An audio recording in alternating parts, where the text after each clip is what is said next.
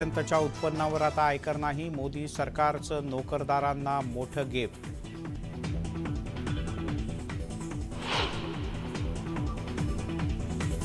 सोनं आणि चांदीच्या वस्तूंवर कस्टम ड्युटीत वाढ.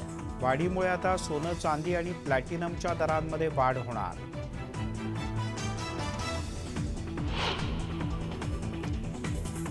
पॅन कार्ड आता ओळखपत्र म्हणूनही वापरता येणार. केंद्रीय अर्थमंत्र्यांची मोठी घोषणा.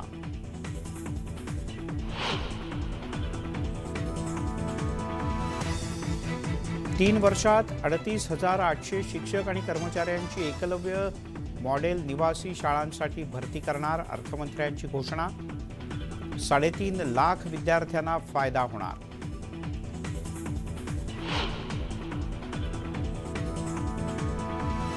अर्थसंकल्पानंतर पंतप्रधान नरेंद्र मोदी यांच्याकडून निर्मला सीतारामन यांचं अभिनंदन. मध्यमवर्गीयांना दिलासा देणारा अर्थसंकल्प.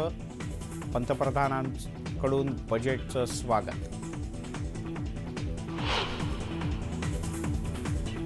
जिल्हांतर्गत बदलीसाठी शिक्षकांनी दिलं बोगस दिव्यांग प्रमाणपत्र. बोगस प्रमाणपत्र देणारे 78 शिक्षक निलंबित. मुख्य कार्यकारी अधिकारी अजित पवार यांची कारवाई.